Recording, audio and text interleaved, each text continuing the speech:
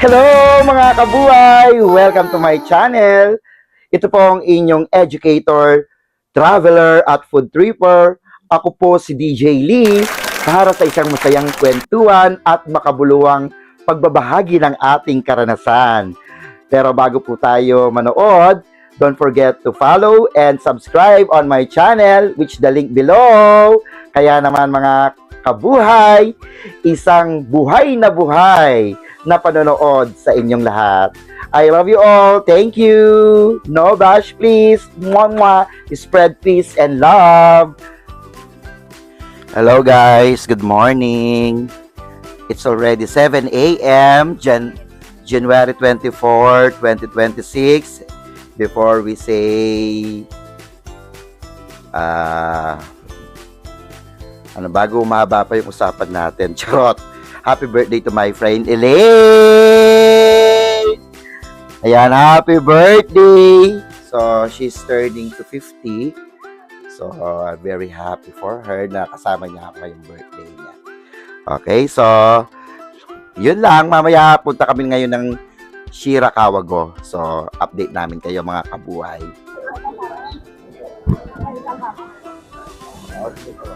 Dito kami ngayon sa Silver Black. Ito sa Nagoya City for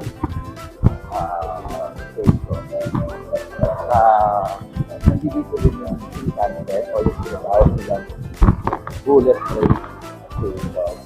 Papunta tayo ng Shirakawago ngayon kung saan yung square filter namin yung sa kanyang birthday. So later on, so, mga buhay, dito na pala sa Nagoya dapat na sa mga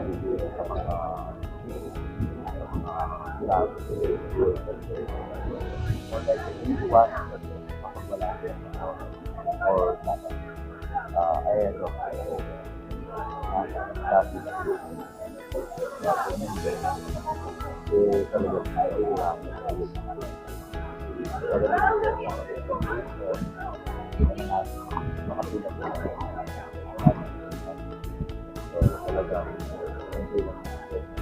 nahanap namin actually kung naka-assign na para sa atin hindi namin dahil ng oras na i-fixin na i-fixin na rin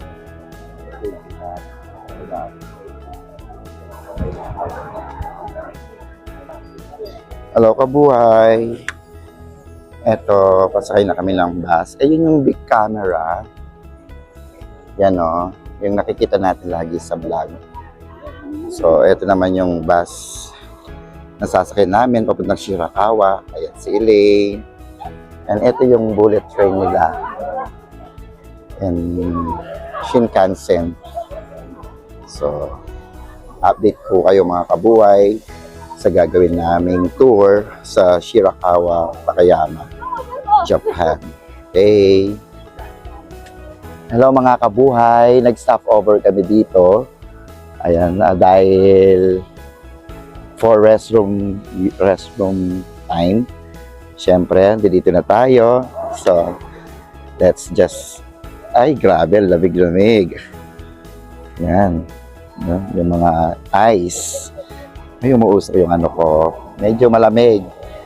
Ayan, guys.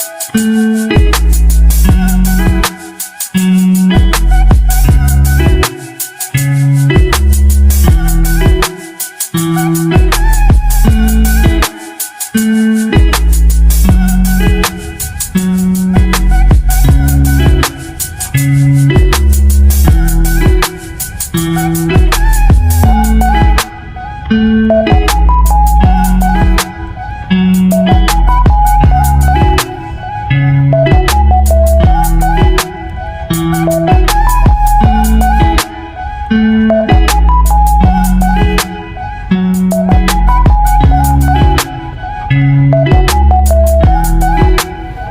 kabuhay, ito yung problema natin ngayon dito sa pag-uulan ng snow tuwing winter dito sa Japan. Actually, meron kaming isang tour na na-cancel because yung daan nakasara. So, nag-iba kami ng itinerary kaya medyo mahirap, no? Mahirap din. Siguro yun yung nakikita kong disadvantage kapag umuulan ng snow. Hindi lahat masaya. So, ibig sabihin, may mga pagkakataon talaga na makakancel yung lakad mo. So, makikita nyo ngayon, yung pag-ulan ng snow. So, ayan, mga kabuhay. So, dito kami nag-stop over. Yan, kung makikita nyo, talagang ang lakas ng pag-ulan ng snow. Okay, so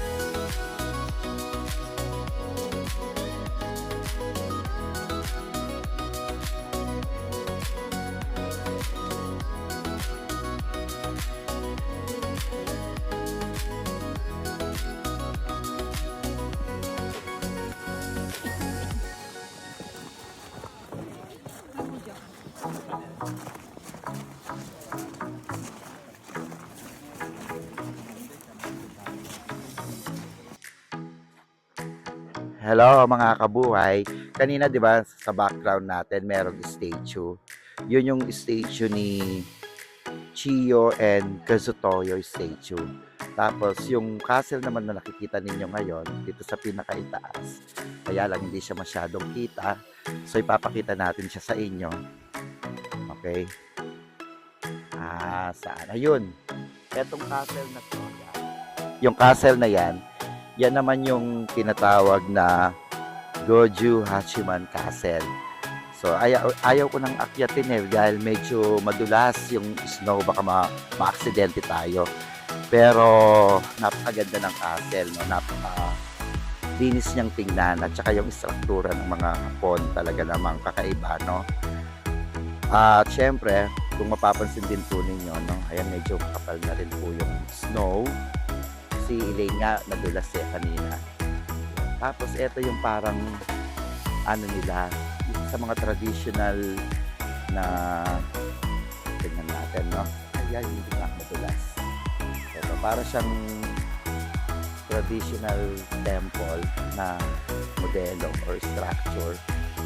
Pero kung titingnan nyo parang dasalan siya na kung saan nagpapasalamat yung mga kaibigan natin, mga Japanese. Siyempre, sa mga turista na rin. Ayan, medyo madulas, no? At malakas na rin yung snowfall. Medyo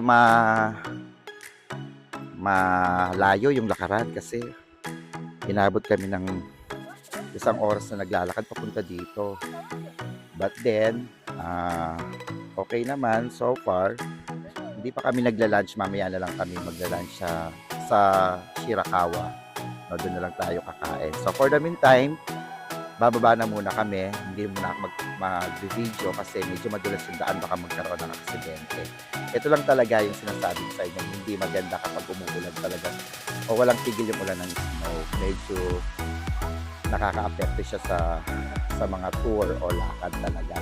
So may mga road closed na rin dahil sa snow. Talagang malakas ang snow. Nakikita nyo naman, no? Tingnan nyo naman sa aking likuran, no? Okay? Ayan, napakakapal na ng snow. Si Elaine nilalamig na kasi, hindi ko alam. Pero ako hindi ako nilalamig kasi 3 patong yung damit ko ngayon. Talagang pinagandaan natin kasi alam ko na pupunta tayo sa maraming snow na place dito sa Takayama. Okay, we will be right back for more updates mga kabuhay. For the meantime, break time muna tayo. Pababa na kami guys. Ito yung matarik na daan na madulas.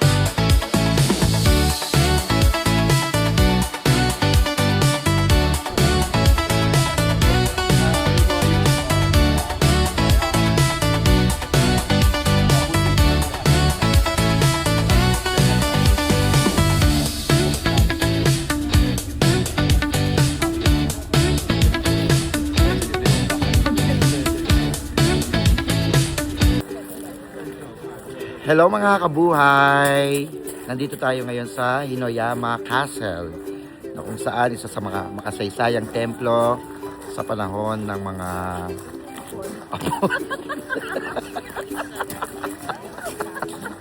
hindi, makasaysayan sa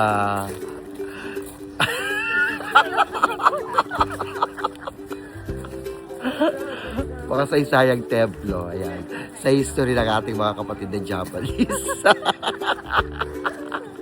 Ay, naku, nakakaloka. Yan, sabi. Isa sa mga historical castle dito sa Japan. Okay, ang Hinoyama Castle. Okay, so yun, papasok tayo maya-maya dyan. At saka, alam muna tayo ng kainan kasi it's almost, 2:30. Pass through. Yan, nagugutom na kami. Hindi pa kami nag-lunch. Okay? So, we'll be right back. Yan, nag-order tayo ng caramel macchiato through vending or vendo machine. So, madali lang naman siyang gawin kasi meron siyang instruction. So, nagkakahalaga yung caramel macchiato natin ng 170 yen, which is i-compute nyo na lang sa 0.38 sa peso natin kung magkano siya. Okay, so masarap kasi yung yung Georgia Cafe. Ayan. So ayun, ito na ang ating Georgia.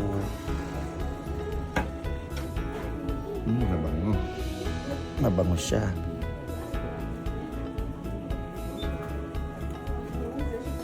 Dito naman makikita dito naman din may mga ice cream. Sinasabi nila masarap din. Ayan. Hindi ko alam kung magkano yan.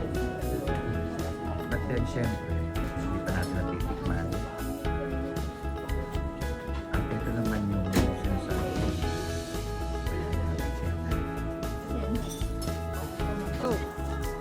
Malaguka, Japan! Doc Ryan! Hello mga kabuhay! Dito tayo ngayon sa Hinoyama Castle. At bigyan ko lang kayo ng trivia mga kabuhay. No? Ang Hinoyama Castle ay itinatag noong 1537 by Oda Yujiro Nobuyasu, an uncle of Oda Nobunaga, one of the Japan's greatest samurai warriors who attempted to unify the nation during the period of the warring states. Yan po isa yan sa mga trivia. In the years following its constructions, lordship of the castle changed frequently. The largest configuration of the castle was completed around the time of Komahaki Nagakute Toyotomi Hideyoshi. At in 1584, during the Battle of Komahaki Nagakute, Toyotomi Hideyoshi and his army of 120,000 strong from Osaka entered the castle, from which he waged war against Tokugawa Ieyasu, whose forces were spread over Komaki Mountain. So, yung Inuyama Castle, mga kabuhay, was designated a national treasure in 1935 by the Japanese Ministry of Education. So, related talaga siya sa ating profesyon bilang educator. So, ayan. So, tara na. Pasok na tayo. So, nandito na tayo sa loob ng Inuyama Castle. Ayan.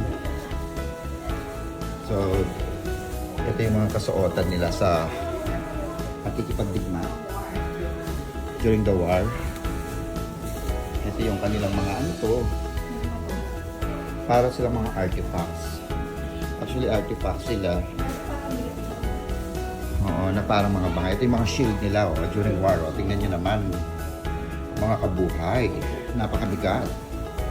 Diba? Susuotin mo pa lang yan, parang hindi ka na makakalaban sa mga kalaban. Tapos, parang ang sarap mag-ayos ng bahay dito sa castle.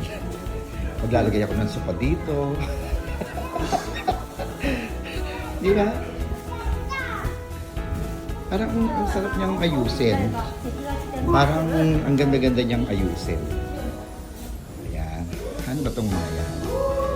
Una, they are very historical no, sa mga Japanese. Pero syempre, dahil hindi tayo nakakaintindi ng writings ng mga Japanese. Kapit ko storyboard. Hindi ko na siya maintindihan. O, di ba napakaluwang? Feeling ko ito yung ano nila, parang kwarto, oo. Parang Lord's room. It's a prayer room. Ayan o, this is the room inhabited by Lord Naruse called Hodan Noma. Kayo na magbasa. No? Kanina pa ako inihingal kasi matarik yung ating inakyatan. Papunta dito sa castle. Tapos parang masarap maglagay ng ano dito. Yung dining area. Ayan yung mga images or mga historical pictures during the war. At ito yung pinaka model na structure. Pero nakalagay dito, skeleton structure of donjon. So hindi yung Inuyama. No. Diba? So very historical sa kanila yan mga kabuhay. Okay. Tapos dito, di ba tayong mga Pilipino, pinanghinayangan natin yung space. So pwede ako maglagay pa ng isang kwarto dito. Pwede mo maglagay ng isang kwarto dito. Ayan. Diba? Pero ang daming tao. Ang daming tao. Tsaka bawal pala yung ano dito, sapatos. So tingnan mo naman, wala kaming sapatos. Bawal kasi yung sapatos. Oo nga naman, sa laking to. Sa laki ng castle. Para ma-preserve. Mapapagod silang maglinis dito ng alikabok. Ma-preserve. Ito pala, naka-plastic pala yung sapatos. Siyempre, aakyat tayo. Isa na namang ano to, barusa.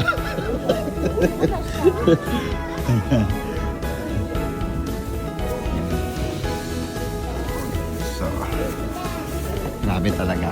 Pero mataas oh. Hindi naman mga turista.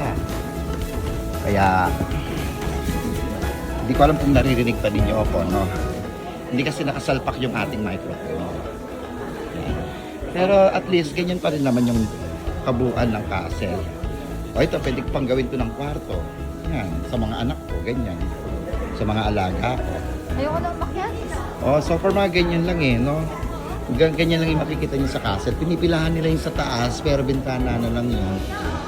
Kaya tapos wood yung pinakakisami niya. Ayan. So mga iba't ibang castle. Dito sa Japan. Ito yung Maso Castle, Imeji Castle. Ito yung pinuntahan natin ngayon, Inuyama Castle.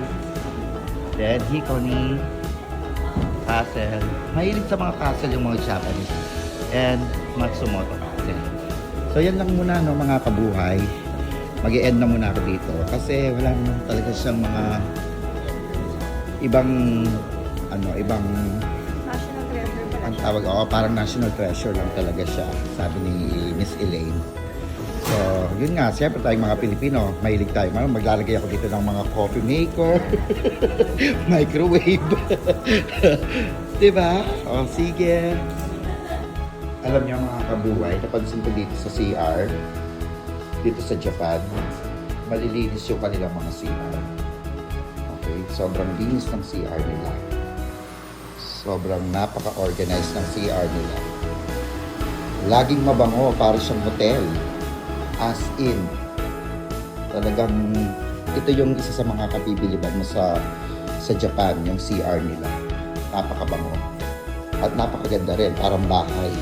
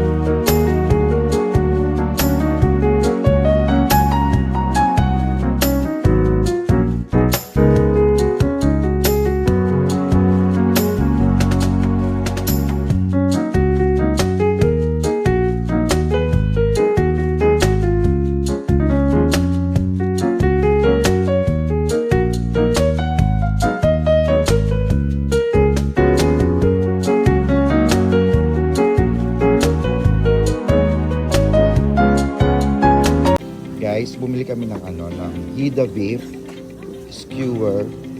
Itong isang stick na to, 700 yen. So, medyo mahal siya ng konti. Pero, about the taste, masarap naman siya. At syempre, ang paborito namin, Georgia coffee. 170 yen lang to, pero ang sarap-sarap niya. Dahil nabitin kami dun sa Hida beef, so, umorder kami ng ano ba to? Hotdog? Parang longganisa. Ito. 300 yen. Mainit. Pero masarap yan. Hindi siya ganun ka-alat, no? Masarap. Nagitikas kami dun sa skewers. Ilang ano lang yun, ilang piraso lang yun. Marami kumakain dito. Makita ko sa inyo. Kasi walang choice.